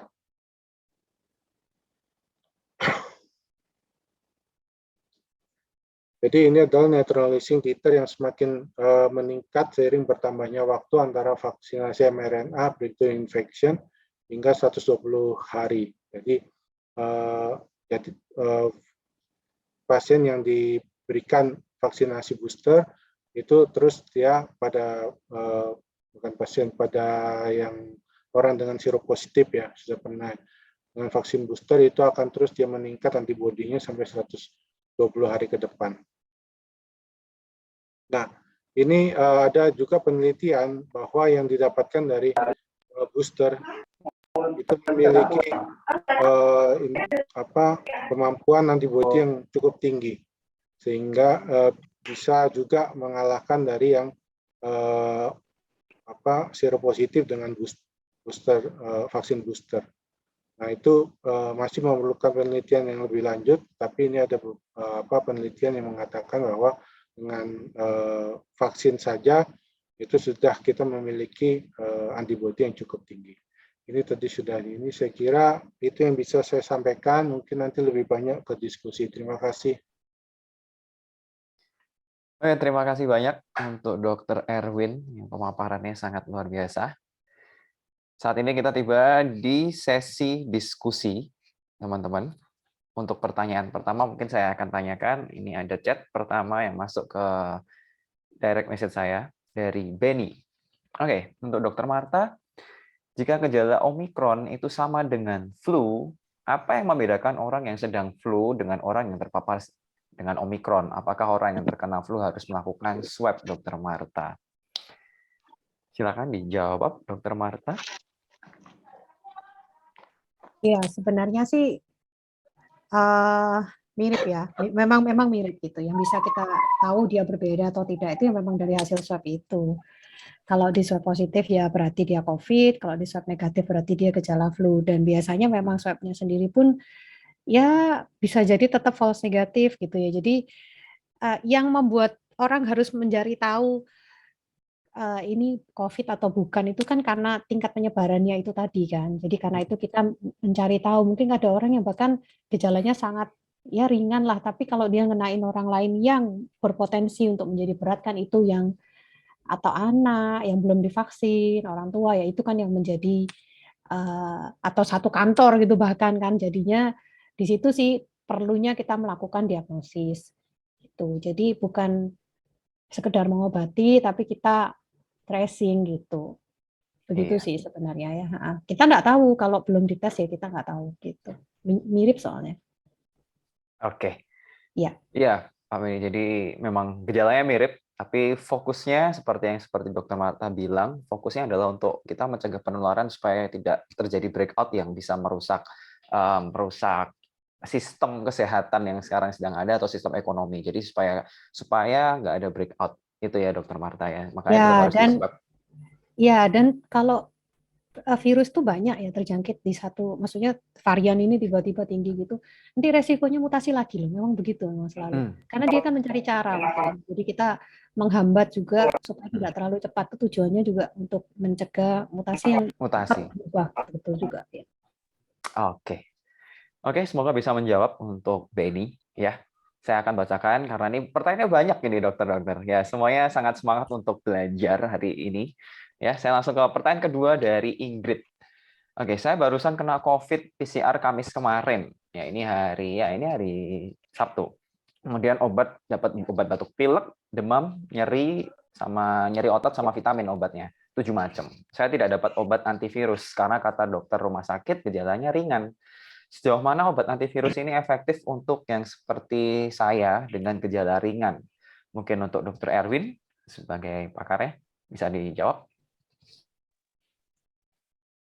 Ya, jadi itulah keterbatasan dari pemerintah dan yang menjadi masalah adalah tergantung dari modalitas pengobatan yang akan kita ambil. Jadi begini, kalau misalnya kita memanfaatkan fasilitas pemerintah, maka kita akan mendapatkan layanan sesuai dengan yang diberikan oleh pemerintah itu sudah dikalkulasikan atau diperhitungkan untuk semua rakyat Indonesia. Jadi bukan pribadi pasien per pasien. Nah, tetapi kalau kita menggunakan layanan kesehatan yang berbayar sendiri, maka dokter akan memikirkan untuk sesuatu yang pasien per pasien. Sehingga pada pertanyaan seperti tadi, jika yang bertanya itu adalah menggunakan fasilitas pemerintah, maka ya seperti tadi. Jadi jika ringan maka obatin sesuai dengan gejala dengan multivitamin. Tapi kalau Anda menggunakan layanan yang berbayar, itu sebaiknya sejak awal Anda meminum antivirus seperti favipiravir. Nah, memang kita tidak bisa memastikan bahwa dengan meminum antivirus favipiravir hasilnya pasti lebih baik daripada tidak minum obat favipiravir. Nah, saya kira favipiravir sampai saat ini mempunyai efek yang lebih baik daripada Anda tidak melakukan apa-apa sama sekali, karena secara penelitian favipiravir ini masih dapat menghambat replikasi dari virus COVID, sehingga penggunaan favipiravir untuk Anda pakai itu lebih awal lebih baik, karena kalau kita menunggu gejala yang lebih berat itu muncul, itu sudah terlambat untuk kemampuan favipiravir ini menghambat replikasi virus. Jadi di awal-awal Anda sakit itu saat yang tepat untuk meminum antivirus di 5 hari yang pertama. Sehingga itu yang mungkin bisa saya jawab untuk itu.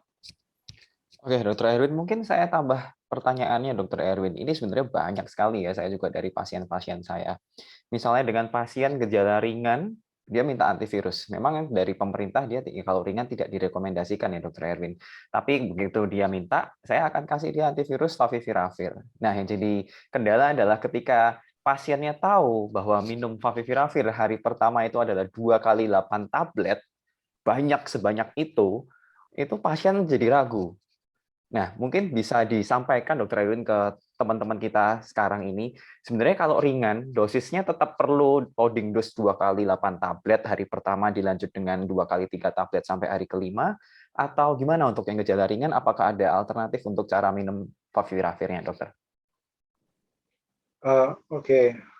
Jadi tidak ada saya kira cara minum obat dengan dosisnya tetap sama seperti maupun dia ringan, sedang, berat, sangat berat untuk favipiravir dan antivirus yang lain itu memerlukan loading dose. Jadi loading dose itu sebenarnya adalah bagaimana cara kita untuk mempercepat kerja obat sehingga kita memerlukan loading dose.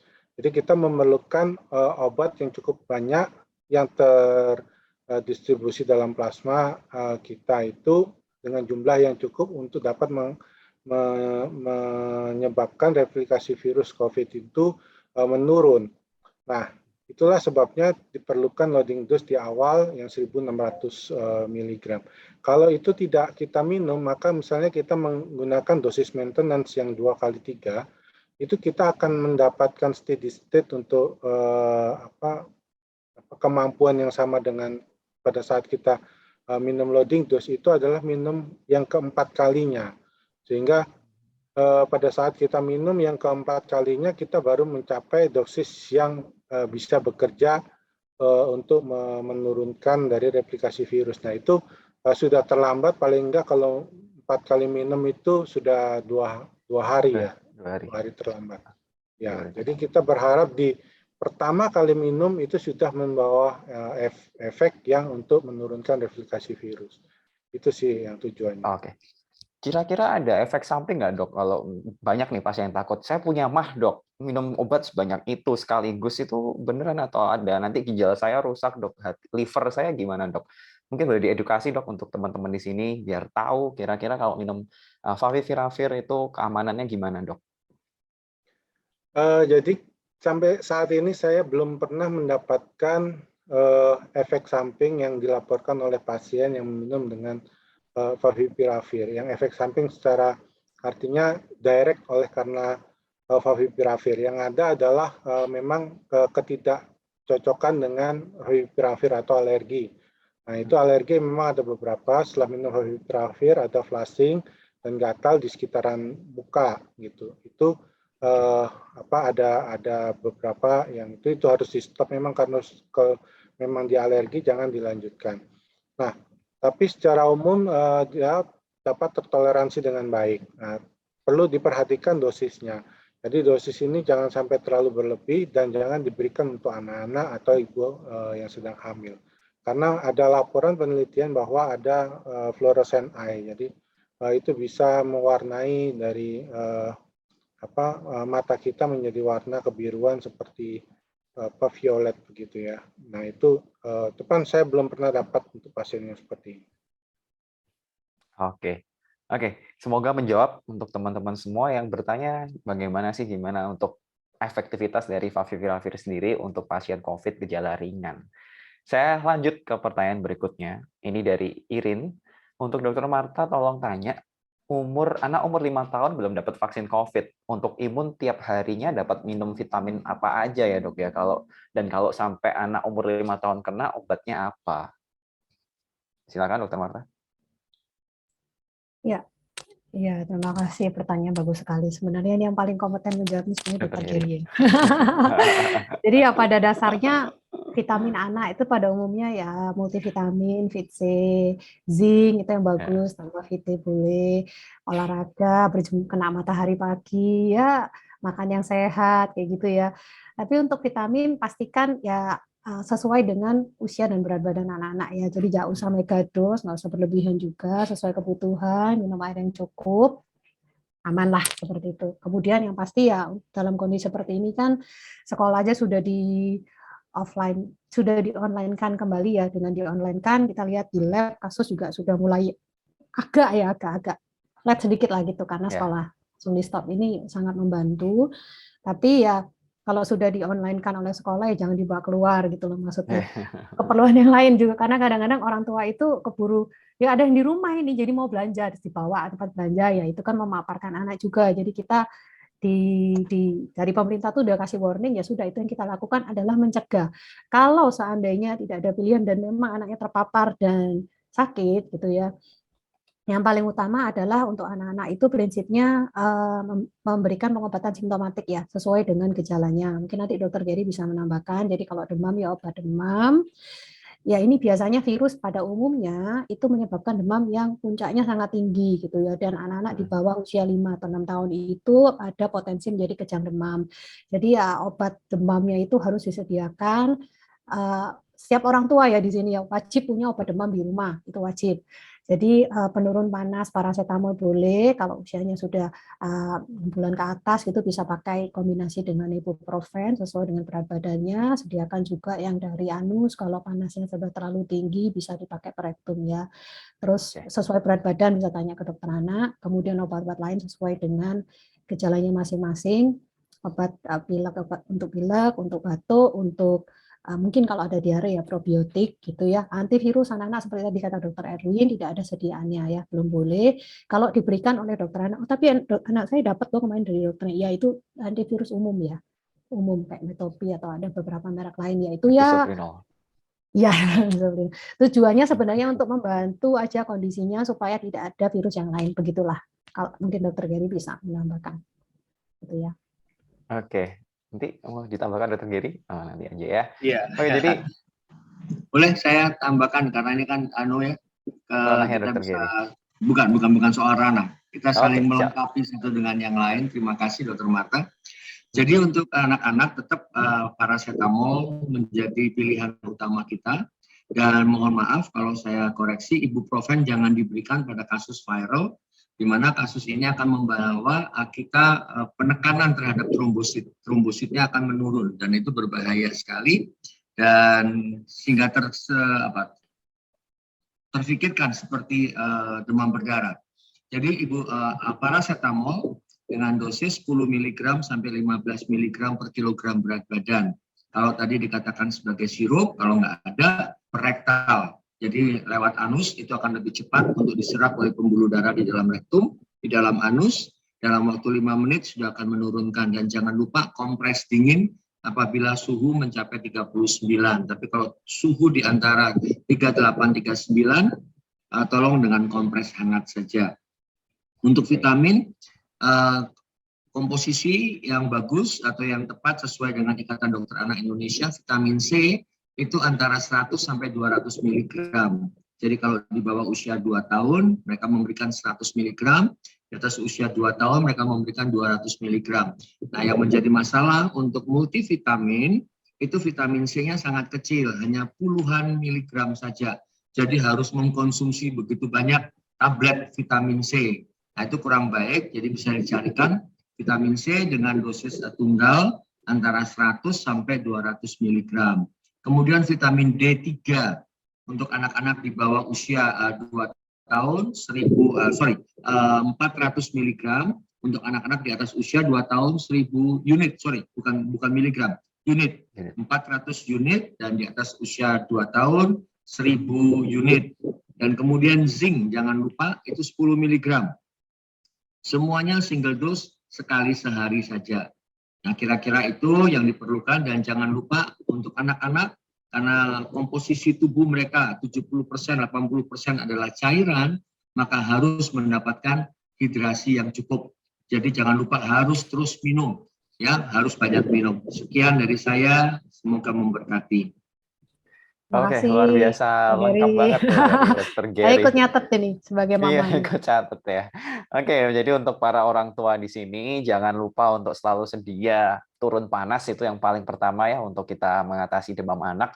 Dan yang penting banyak nih pasien-pasien itu, keluarga itu yang dia nggak punya termometer, jadi dia cuma mengandalkan tangan aja. Oh, anak saya panas. Nah, itu nggak bisa ya. Sebisa mungkin semua harus punya termometer. Jadi supaya jelas, supaya ngasih obatnya tepat waktunya.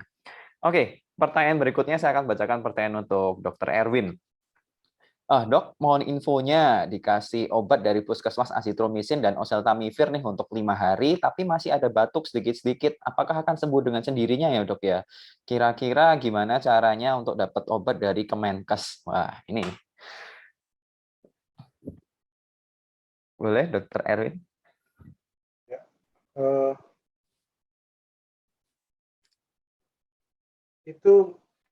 Oke, terima kasih. Jadi obat yang dari puskesmas itu ya itulah obat dari Kemenkes. Yang dimaksud seperti apa? Kalau dia sudah berobat ke puskesmas dan terdata di puskesmas sudah mendapatkan obat, kemungkinan tidak akan diberikan lagi kalau memang sudah didaftarkan secara online ya. Jadi kalau puskesmasnya itu mendaftarkan dia secara online bahwa sudah mendapatkan treatment, maka dia tidak lagi mendapatkan voucher untuk yang online itu. Kemungkinan sih seperti itu. Jadi obatnya sama persis apa yang diberikan oleh puskesmas dengan yang diberikan oleh Kemenkes. Saya kira ya isinya adalah obat-obatan simptomatik dengan disertai azitromisin atau oseltamivir, itu salah satu. Gitu. Itu untuk yang gejala ringan yang melakukan isolasi mandiri. Nah, Saya kalau kira untuk itu sih. pertanyaan yang tadi, batuknya bakal sembuh sendiri nggak, Dok? Itu gimana, Dok? Nanti. Batuk, ya, jadi nanti saya tidak tahu ini hari keberapa untuk Anda yang bertanya. Kalau dalam waktu di atas 7 hari, jadi dari paling mudahnya adalah di atas 7 hari dari Anda melakukan swab PCR atau swab antigen. Jadi kalau swab antigen atau swab PCR-nya positif, tambahkan 7 hari.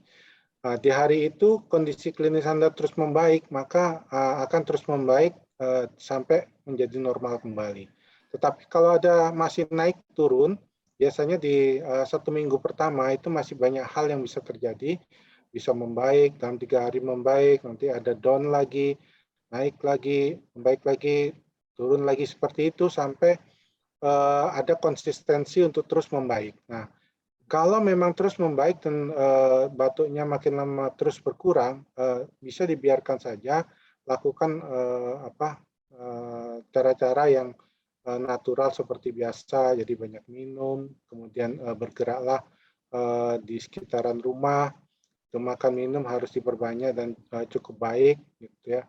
Nah itu saya kira sudah banyak membantu. Jadi kalau saya menyarankan sih kalau pada pasien-pasien yang melakukan isoman, tapi saya tidak tahu nanti di lingkungan masing-masingnya dilakukan pemeriksaan seperti apa. Itu melakukan minimal jalan pagi yang terkena sinar matahari itu selama 15 menit setiap hari. Itu kita bisa mendapatkan hasil untuk pemulihan yang lebih baik, lebih cepat daripada yang tidak melakukan. Saya kira itu. Oke. Oke, saya mungkin mau menambahi sedikit karena saya kebetulan juga ada di lini terdepan ya. Jadi untuk mendapatkan obat dari Kemenkes itu biasanya pasien harus punya swab antigen atau PCR dulu yang sudah terdaftar. Nanti dia akan mendapatkan WhatsApp dari Kemenkes. Kemudian dari Kemenkes nanti akan memberikan link untuk pasien bisa telemedicine. Telemedicine nanti ada beberapa platform yang bisa digunakan macam-macam seperti misalnya Halo Dokter dan sebagainya. Dan nanti dari situ baru ada link yang akan harus diisi oleh pasien untuk nanti paket obat dari Kemenkes bisa dikirimkan ke rumah. Mungkin itu yang bisa saya tambahkan. Oke, ini sebentar ada Bapak Arifin, Pak Arifin. Master kita melambaikan tangan. Kira-kira ada yang mau disampaikan, Pak Arifin? Ya, pertama-tama untuk Pak Niko, tadi saya kira Dokter Tirta. Saya begitu senyum jauh lebih ganteng memang ya. Iya memang. Pernah bilang. Nah begini, saya menangkap sebelum pertanyaan saya mau sharing dulu, boleh ya? Silakan Pak Arifin. Nah gini, 80 tahun yang lalu ada satu sejarah yang tidak boleh kita lupakan. Jatuhnya Singapura ke tangan Jepang. Kenapa? Tadi ada 2 kata dari 2 dokter yang hebat ini. Dari dokter mata, jangan terlengah. Terlena, terlengah. Lalu dari dokter Erwin, jangan meremehkan. Kita tahu bagaimana Inggris sangat sombong. Inggris berkata, the sun never sets on Britain. Kedua, mereka berkata, ya, white is best, ya, and always right. Jadi mereka pikir tidak pernah kalah. Apa yang terjadi? Bahkan ketika Pearl Harbor diserang, mereka itu tidak sadar. Amerika aja luluh lantak karena serangan tentara Jepang. Letnan Jenderal Percival, ini ada hubungannya dengan imunisasi tadi. Letnan Jenderal Percival dari Inggris punya tentara 80.000. Dan sementara itu kita tahu bagaimana masuk ke Malaya dulu ya, Malaya ya. Malaya kan jadi satu. Malaysia ditundukkan. Tentara Jepang tuh dia bilang gini, orang Jepang tuh pendek-pendek, kacamatanya tebal, enggak pernah perang di hutan. Jepang tidak ada hutan seperti di Malaya katanya. Kedua, dia bilang gini, pesawat terbangnya Jepang itu kaleng-kaleng. Sombong sekali. Dan tentara kita lebih banyak. Satu lagi, yang bahaya itu angkatan lautnya, Kaigun. Tapi jangan takut, kita punya 2 kapal perang hebat. Itu HMS Prince of Wales, satunya Repulse itu. So, you know what happened? Mereka dihancurkan oleh Jepang dengan tentara yang cuma separuh. Bukan cuma itu, kedua kapal itu ditembak oleh pesawat terbang dari Jepang dan hancur semua. Paling memalukan dan akibatnya orang Singapura dibantai. Dan puluhan ribu tentara, itu ada juga Australia ada, India ada, semua dikuasai oleh Jepang. Maksud saya begini, jangan anggap remeh. Memang agak menenangkan kalau dibilang tidak mematikan. Siapa bilang? Karena ada komorbiditas. Saya pada waktu periksa antibodi, sistem IgG kali ya, itu biotest, itu lebih 40.000. Istri saya yang belum pernah terpapar, 37.500. Tapi kami mengambil sikap untuk berjaga-jaga. Terutama anak saya Edi ini paling sering ingatkan ya. Dr. Gary. Karena saya tidak mau bodoh seperti Percival. Tidak ada orang ingat dengan Percival karena dia jenderal yang kalah.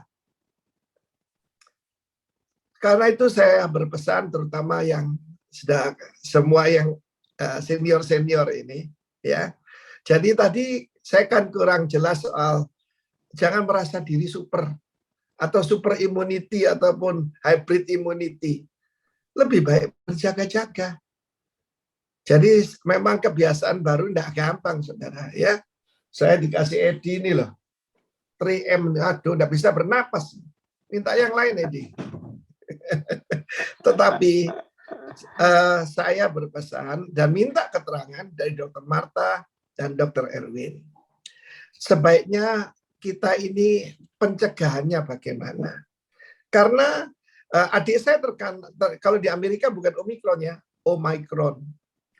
Lebih baik, oh my God. Kita punya Allah yang besar. Amin. Tetapi jangan lupa, dia sudah sembuh. Tapi sahabatnya dia, ya, Dr. Marga namanya, sudah jangan terlalu panik.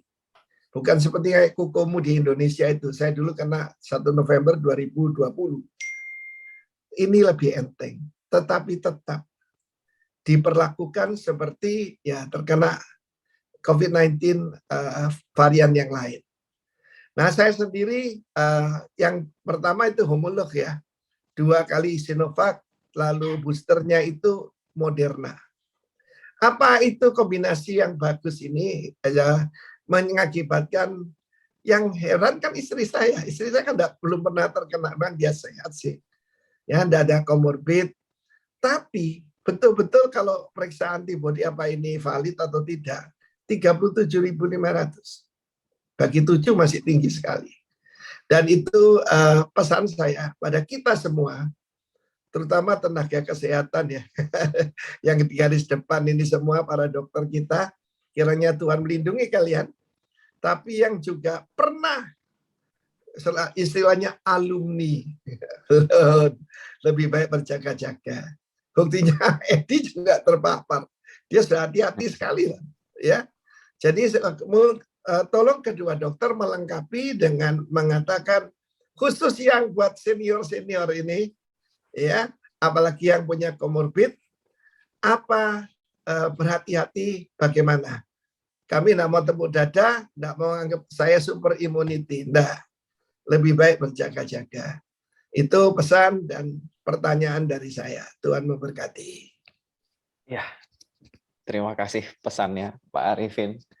Mungkin langsung Dr. Marta bisa jawab. Dr. Marta, kira-kira kenapa tuh kok Tante Vivi dia bisa imunitasnya 37.500 yang pertama ya, padahal dia belum pernah terpapar, apakah lebih baik atau enggak? Kemudian cara untuk mencegahnya untuk para senior-senior kita yang lebih paling baik itu seperti apa? Persilakan, Dok.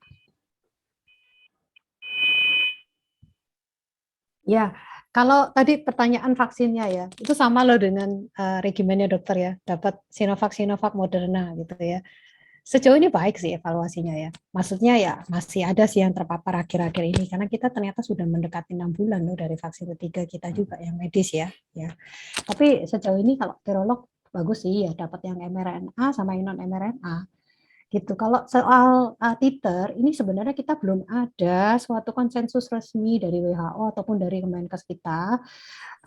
Pemeriksaan apa sih yang standar untuk mengukur antibodi gitu loh. Jadi kita masih belum punya alat yang standarisasi seperti pemeriksaan titer antibodi di hepatitis gitu, hepatitis B itu vaksinnya kan ada pemeriksaan titernya juga, itu sudah ada standarisasi, sudah ada angka batasnya berapa. Tapi kalau di COVID ini masih beda-beda gitu ya, alatnya mungkin juga masih baru. Mungkin ini kalau dokter PK lebih paham ya. Jadi satu tempat lain itu bisa cut off-nya bahkan bisa berbeda karena alat yang dipakai juga berbeda. Kemudian yang dicek juga antibodi secara umum COVID, jadi kita tidak tahu itu sel B atau tadi sel B memori atau yang lain gitu ya. Tapi ya kalau kita anggap saja kalau secara keseluruhan tinggi totalnya ya berarti ada respon yang baik dari vaksin yang sudah diberikan. Tapi seberapakah angka yang kita pastikan, oke angka segini tidak mungkin terkena, itu tidak ada, belum ada ya. Tapi kalau sudah ada berarti sudah terproteksi, imunnya itu terbentuk secara artifisial melalui vaksin yang sudah diberikan. Jadi itulah tujuannya kita melakukan vaksin booster ini, untuk vaksin dari awal itu bisa dikatakan bahwa tujuan kita memberikan vaksin itu yang mendapatkan imun-imun yang baik seperti yang terjadi di Bu Vivi, itu kasih karunia ya. Kita juga tidak bisa sama semua orang.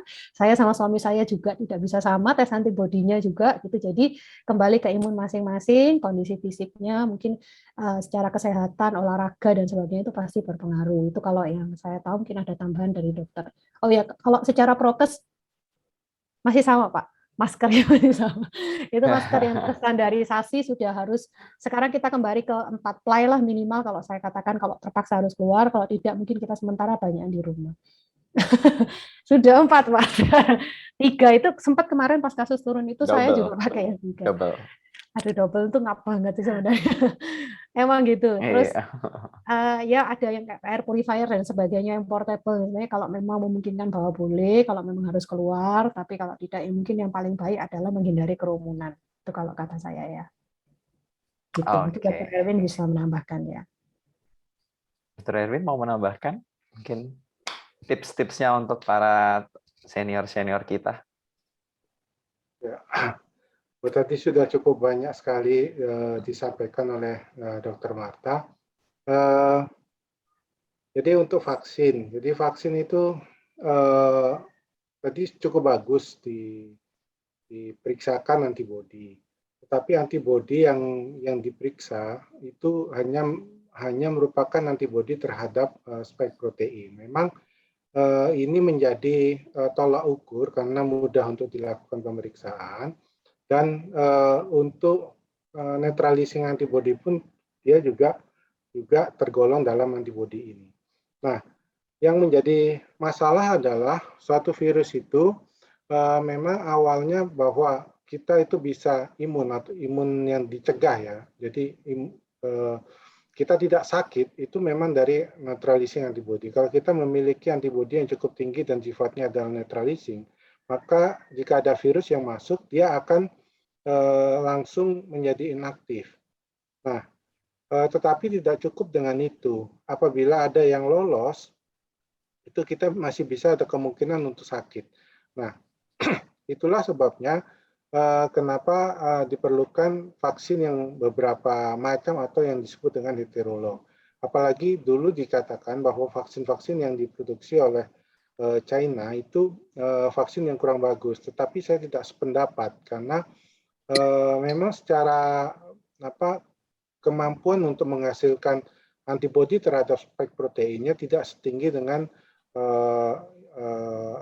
vaksin yang lainnya. Namun demikian masih ada bagian-bagian dari virus seperti yang tadi disebutkan, bagian dari nukleokapsid dan envelope itu yang juga akan terbentuk antibodinya oleh tubuh kita. Jadi tubuh kita ini tidak sesederhana yang membentuk cuma satu macam antibodi yang terhadap spike protein saja, tapi itu yang bisa diukur secara penelitian yang objektif sehingga itu yang menjadi tolak ukur. Tapi bukan itu saja karena kita masih memiliki kemampuan-kemampuan untuk mempertahankan tubuh ini banyak hal. Oleh sebab itu semakin banyak kita sel yang tadi saya sebutkan, sel memori itu terlatih, maka dia akan dapat menghasilkan antibodi-antibodi yang sedemikian banyak untuk mempertahankan kita dari infeksi virus corona yang selanjutnya. Jadi itu yang kita perlu pertahankan. Kemudian untuk prokes. Jadi pada prinsipnya sebenarnya sama dengan dulu saya waktu pernah terpukau karena pertama kali datang ke Hong Kong dan ke Singapura, bahwa orang tidak boleh merokok di tempat yang beratap. Nah, kira-kira prinsipnya sih demikian ya. Anda gunakan masker dimanapun Anda berada. Kemudian jangan berada di tempat yang tidak atau di ruangan tertutup atau dia beratap dan berdinding. Nah, kalau di ruangan tertutup, beratap dan berdinding, itu harus dipastikan bahwa sirkulasinya harus bagus. Nah, secara medis sirkulasi ini paling tidak dia harus berganti udaranya itu setiap 5 menit dengan volume gedung yang digunakan.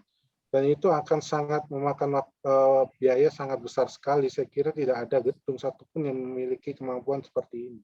Oleh sebab itu disarankan untuk tetap menggunakan masker dimanapun kita berada. Paling tidak dengan masker bedah itu kita menurunkan kemampuan penularan dari orang lain itu hingga 65%. Meskipun kita yang memakai, meskipun bukan dari yang si sakit ya. Nah, tetapi itu bisa menurunkan sampai 65%. Minimal pakailah masker bedah dimanapun Anda berada. Dan gunakan secara baik dan benar. Jadi kadang-kadang kita selalu salah menggunakan masker itu, ada yang agak melorot gitu ya. Memang agak tidak enak, tidak nyaman, tetapi harus dibiasakan untuk menggunakannya. Saya kira sih itu yang paling utama. Terima kasih. Iya, luar biasa ya. Jadi super immunity itu hanya utopia yang sekarang kita bahkan cut off-nya aja belum ditentukan seberapa tinggi imunitasnya yang kita harus punya untuk super immunity. Ya, tapi tetap kita harus berjaga-jaga. Yang penting jangan menyepelekan seperti tadi Pak Arifin sudah sampaikan. Oke, ini ada yang raise hand lagi untuk Bapak Eldi Rudi. Dipersilakan untuk unmute. Baik, terima kasih Dr. Mata dan Dr. Erwin. Saya ingin mendapat satu informasi yang lebih valid ya. Mungkin juga dari dokter-dokter yang hadir ini, Dr. Junus juga, Dr. Gary. Setelah seseorang terpapar, lalu melakukan isolasi mandiri atau isoter lah. Lalu setelah sekian hari berjalan, lalu dia dites lagi, entah antigen atau PCR. Ternyata negatif. Pertanyaannya dua. Untuk tes yang kedua, setelah pertama dinyatakan positif, lalu dia isoman, lalu untuk memastikan dia negatif atau masih positif, itu sebaiknya PCR atau antigen. Itu yang pertama. Yang kedua, setelah dites, ternyata dia sudah negatif.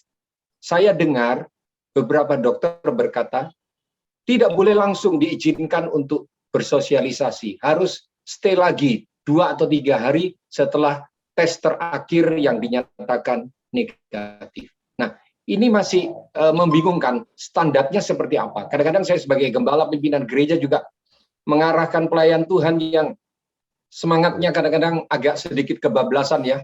Ya nanti saya pelayanan, padahal dia baru selesai terpapar gitu loh. Ya. Nah, ini nggak ada patokan yang clear, yang jelas gitu. Kadang-kadang saya tanyanya ke Dokter Gary ya, atau kalau yakin jangan tanya ke saya langsung, ini nomornya Dokter Gary langsung aja gitu ya, langsung ke dokternya aja dikasih tahu. Itu aja. Terima kasih. Dokter Gary juga boleh, Dokter Juno juga boleh. Yang penting ada valid gitu ya. Berapa hari dan tesnya PCR atau antigen yang atau cukup antigen. Makasih. Oke, pertanyaan ini sangat-sangat harus bisa informatif ya, karena ini harus jelas kapan isomannya, kapan kita harus cek PCR lagi atau antigen gitu. Dokter Marta mungkin? Oke, saya dulu. Gini, jadi dari pemerintah itu kita ditetapkan ya kalau untuk gejala ringan, tanpa gejala atau gejala ringan, itu isolasi mandiri atau isolasi dilakukan selama 10 hari ditambah 3 hari bebas gejala. Dalam artian kalau gejalanya sampai hari ke-8 ya berarti selesainya hari ke-11 gitu ya. Kalau misalnya isolasinya kalau untuk gejala sedang ke berat itu ada 14 hari dan biasanya diulang lagi gitu PCR-nya untuk mengeluarkan dia dari ruang isolasi. Kalau sedang berat kan biasanya dirawat rumah sakit ya. Tapi kalau yang gejala ringan atau tanpa gejala itu sebenarnya tidak ada saran untuk melakukan pengulangan PCR ataupun antigen. Kenapa? Karena PCR ataupun apalagi karena PCR lah ya. Walaupun sudah PCR pun kita tuh tidak bisa menentukan virus ini masih hidup atau tidak. Yang kita baca dari PCR adalah materi genetik dari organisme atau virus itu sendiri. Jadi bisa protein dari kulitnya, bisa intinya, yang sudah sisa-sisa pun bisa. Jadi kita tidak bisa membuktikan bahwa kalau misalnya dia tertangkap sebagai positif, ini virus masih hidup atau tidak.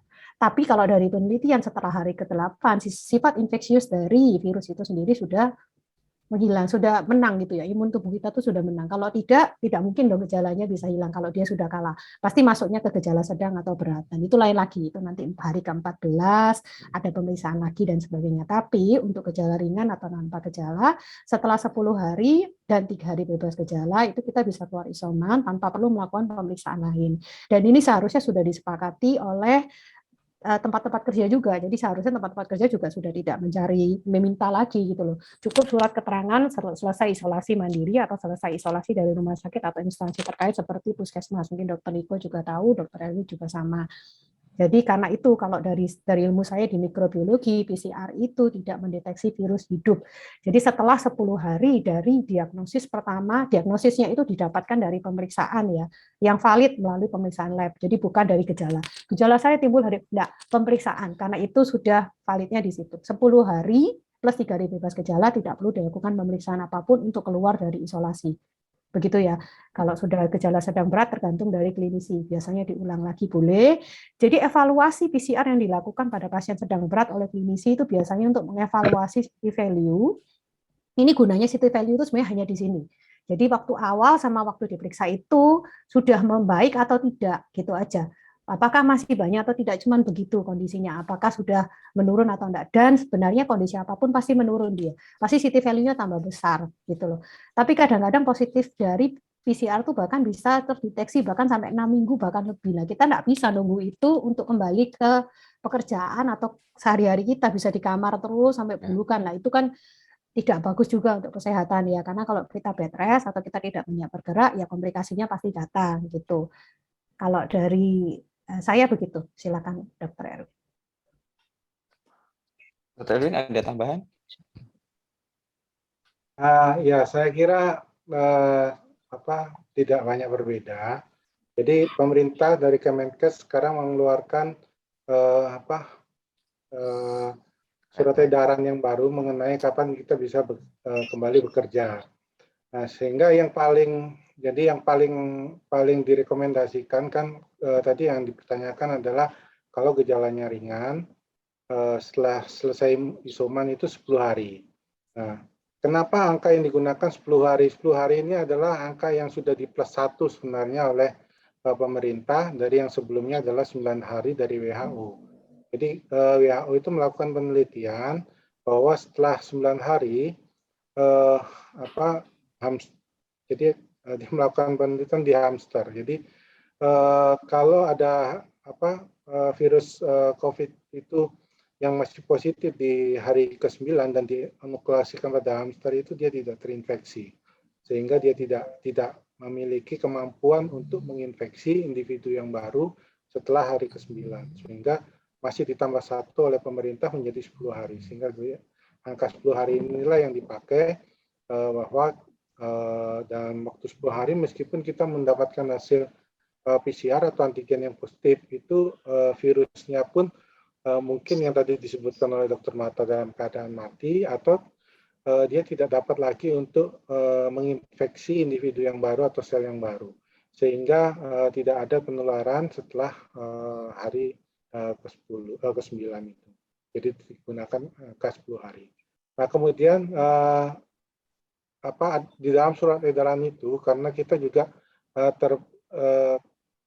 kekurangan tenaga terutama di bidang medis itu banyak sekali seperti yang tadi saya ceritakan bahwa beberapa tempat sudah menutup beberapa layanan karena kekurangan tenaga medis. Karena sakit, maka dipercepat untuk tenaga medis ini bisa masuk kembali dengan syarat hasil tes PCR-nya adalah negatif dengan bebas gejala minimal 1 hari.